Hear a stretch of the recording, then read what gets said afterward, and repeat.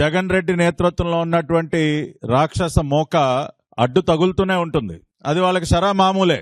ఎందుకంటే రాష్ట్రంలో ఎటువంటి మంచి జరగకూడదు, ప్రజలు ఎవ్వరికీ కూడా ఎటువంటి లబ్ధి చేకూరకూడదు, మన బిడ్డల భవిష్యత్తు ఎప్పటికీ కూడా బాగుండకూడదు. ఇది జగన్మోహన్ రెడ్డి గారికి చాలా ఆనందకరమైనటువంటి విషయం. ప్రజలు బాధలు పడుతూ ఏడుస్తూ ఉంటే ఆయన ముసిముసి నవ్వులు నవ్వుతూ ఉంటాడు. అందుకని ఆయన అందరూ కూడా సైకో అన్న బిరుదు ఆయనకి ఇవ్వటం జరిగింది.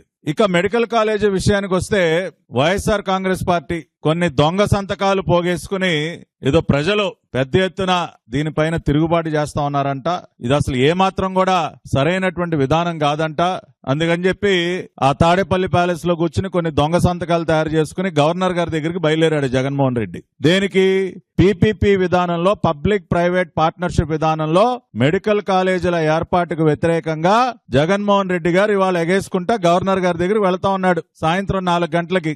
ఈ సందర్భంగా జగన్మోహన్ రెడ్డి ఎంత పెద్ద అబద్ధాల కోరో, చేసేటటువంటి పనులు ఒకలాగా, మాట్లాడేటటువంటి మాటలు ఇంకొకలాగా ఏ విధంగా ఉంటాయో, ఢిల్లీలో మరి ఇదే పీపీపీ విధానం గురించి, పీపీపీ విధానంలో మెడికల్ కాలేజీ ఏర్పాటుకి సంబంధించి ఢిల్లీలో పార్లమెంట్ లో వీళ్ళు ఏం చేశారో, ఇక్కడికి వచ్చి గల్లీల్లో ఎటువంటి నాటకాలు ఆడుతా ఉన్నారో ఇప్పుడు ఒకసారి చూద్దాం.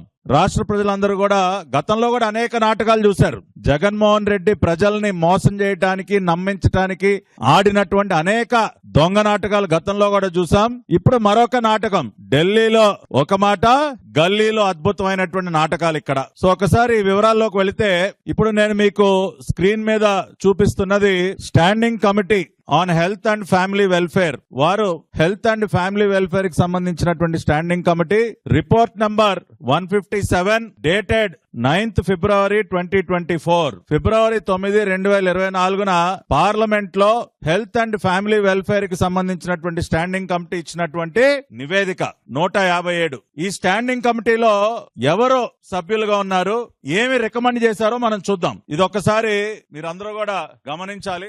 ఇది స్టాండింగ్ కమిటీలో మెంబర్స్ గా ఉన్నటువంటి వారి జాబితా.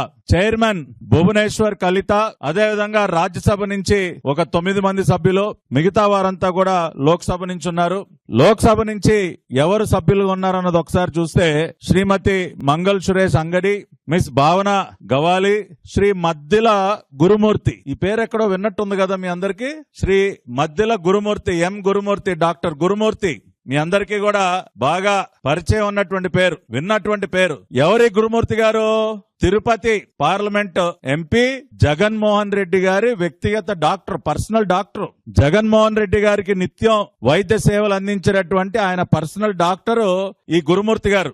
ఆయన వైఎస్ఆర్ కాంగ్రెస్ పార్టీ తరపున గతంలో ఒకసారి తిరుపతి ఎంపీగా పనిచేశారు. ఇప్పుడు కూడా తిరుపతి ఎంపీగా కొనసాగుతా ఉన్నారు ఆయన. సో అటువంటి గురుమూర్తి గారు ministry of health and family welfare కి సంబంధించినటువంటి పార్లమెంట్ స్టాండింగ్ కమిటీలో ఆ రోజున 2023-24లో సభ్యుడిగా ఉన్నారు. సభ్యుడిగా ఉండి ఆయన సంతకం చేసి, మిగతా ఎంపీలతో కలిపి ఆయన కూడా సంతకం చేసి వారు ఇచ్చినటువంటి రిపోర్ట్ ఏంటో ఇప్పుడు చూద్దాం. ఇది ఆ రిపోర్ట్ లో ఉన్నటువంటి వివిధ అంశాలు. సో గురుమూర్తి గారు సభ్యుడిగా ఉన్నటువంటి health and family welfare standing committee ఆ రోజున ఏం చెప్తా ఉందంటే, మన దేశంలో ఎంబీబీఎస్ సీట్లు చాలా తక్కువగా ఉన్నాయి, కానీ ఎంబీబీఎస్ సీట్ల కోసం నీట్ పరీక్షలో హాజరయ్యేటటువంటి వారి సంఖ్య చాలా అధికంగా ఉంది.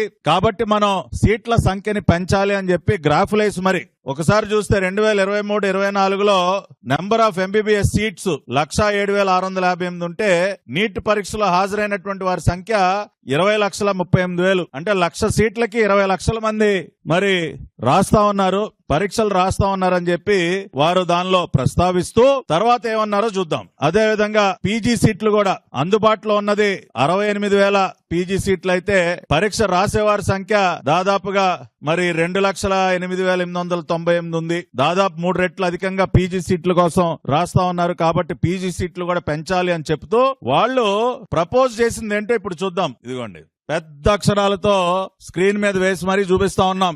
డాక్టర్ గురుమూర్తి జగన్మోహన్ రెడ్డి వ్యక్తిగత వైద్యుడు, ప్రతినిత్యం జగన్మోహన్ రెడ్డికి మందులు ఇచ్చినటువంటి doctor.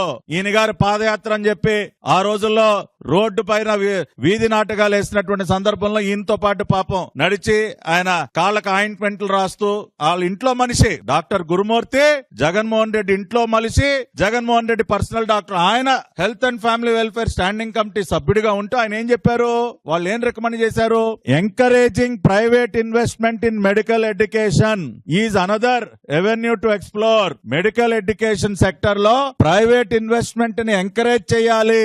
Providing incentives and regulatory support to private institutions willing to establish medical colleges can not only increase seat availability but also introduce healthy competition and innovation in medical education. కాబట్టి ఖచ్చితంగా private investment ని మనం encourage చేసి ఆ రకంగా private investment చేసే వాళ్ళకి మనం అదనంగా ఇన్సెంటివ్స్ ఇచ్చి ఇంకా కూడా వాళ్ళని మనం ప్రోత్సహించాలి అని చెప్తూ వాళ్ళు చేసినటువంటి రికమెండేషన్ ఇది. కాబట్టి వైఎస్ఆర్ కాంగ్రెస్ పార్టీ ఎంపీ గురుమూర్తి స్టాండింగ్ కమిటీ సభ్యుడిగా ఉంటూ వారు చేసినటువంటి రికమెండేషన్ ఏంటో ఇప్పుడు మీకు చదివి వినిపించా. షేర్ చేయండి, లైక్ చేయండి, సబ్స్క్రైబ్ చేయండి. మరిన్ని వీడియోల కోసం బెల్ సింబల్ పై క్లిక్ చేయండి.